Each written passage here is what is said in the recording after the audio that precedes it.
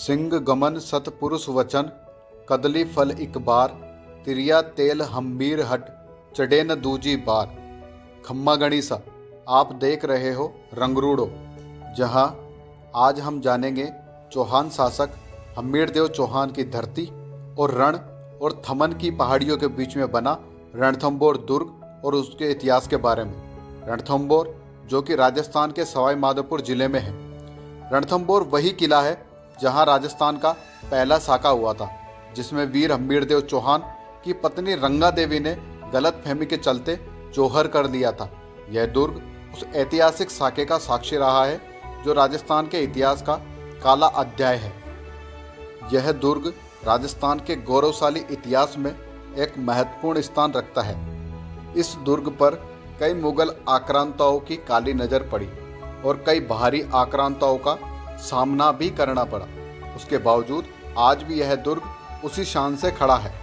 अगर इस दुर्ग के इतिहास की बात की जाए तो इसका निर्माण राजा सज्जनवीर सिंह नागिल ने करवाया था और उसके बाद में उनके कई उत्तराधिकारियों ने इस दुर्ग के निर्माण में अपने अपने कई महत्वपूर्ण योगदान दिए। अबुल फजल ने इस दुर्ग के बारे में कहा है कि अन्य सब दुर्ग नंगे हैं, जबकि यह दुर्ग बख्तरबंद है। राव हम्मीरदेव चौहान की भूमिका इस दुर्ग के निर्माण में प्रमुख मानी जाती है। अलाउद्दीन खिलजी ने 1300 ईस्वी के दौरान इस दुर्ग पर कब्जा करने की कोशिश की, लेकिन ऐसा करने में नाकामयाब रहा।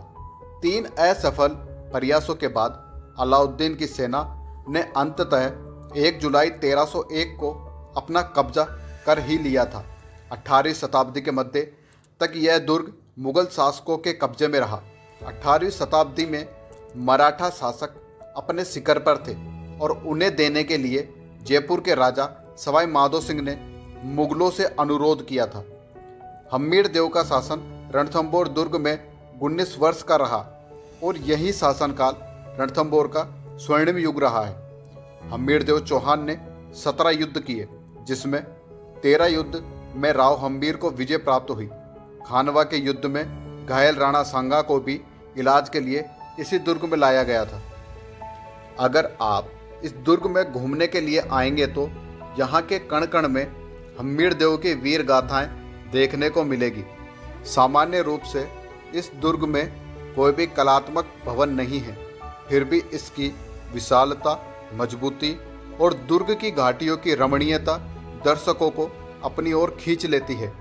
इस दुर्ग का प्रवेश द्वार नौलखा दरवाजा कहलाता है, जो बेहद मजबूत दिखाई देता है। इस द्वार के दरवाजे पर एक लेख खुदा हुआ है।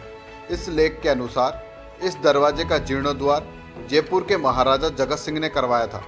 रणथंभौर दुर्ग 7 मील की परिधि में फैला हुआ है, जहाँ कई सारे मंदिर, जलाशय, महल, छतरियाँ और दरगाह हवेलियाँ बनी हुई है। इस दुर्ग में 32 खंबे वाली छतरी है, जो कि 50 फीट ऊंची छतरी है।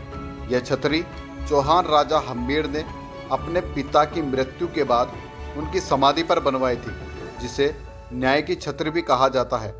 इस किले में एक कचहरी भी स्थित है, जिसे हम्मीर कचहरी भी कहते हैं। किला परिसर के अंदर राजस्थान का एकमात्र त्रिनेत्र गणेश मंदिर भी स्थित है, जो कि बहुत प्राचीन मंदिर है। अगर इस दुर्ग पर हुए हमलों की बात की जाए तो यहाँ पर आक्रमणों की एक लंबी कहानी रही है, जिसकी शुरुआत दिल्ली के शासक कुतुबुद्दीन ऐबक से हुई और मुगल बादशाह अकबर तक चलती रही। मोहम्मद गोरी व चौहान शासकों के मध्य 1209 में युद्ध हुआ।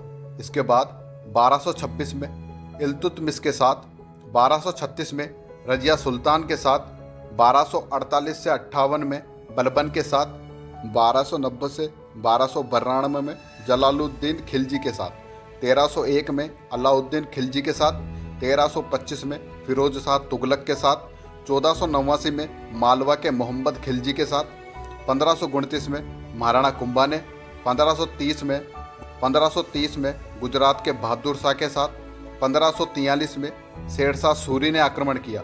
1569 में इस दुर्ग पर दिल्ली के बादशाह अकबर ने आक्रमण कर आमेर के राजाओं के माध्यम से तत्कालीन शासक राव सुरजन हाड़ा से संधि कर ली। अलाउद्दीन खिलजी के दरबारी अमीर खुसरो ने अलाउद्दीन खिलजी की विजय के बाद ये कहा कि आज कुफ्र का गढ़ इस्लाम का घर हो गया। महाराजा मान सिंह ने इस किले को शिकारगाह के रूप में परिवर्तित करवाया। यह दुर्ग आज़ादी के बाद में भारत सरकार के अधीन हो गया और 1964 के बाद से भारतीय पुरातत्व सर्वेक्षण विभाग के नियंत्रण में है। साथ ही यूनेस्को द्वारा 21 जून 2013 को इस दुर्ग को विश्व धरोहर स्थल के रूप में घोषित किया गया। इस वीडियो में इतना ही। आपको वीडियो पसंद आए तो वीडियो को लाइक करें और आपका अनुभव हमारे साथ ज़रूर साझा करें, और चैनल पर नए हो तो चैनल को ज़रूर सब्सक्राइब करें और बेल आइकन को दबाएं। धन्यवाद।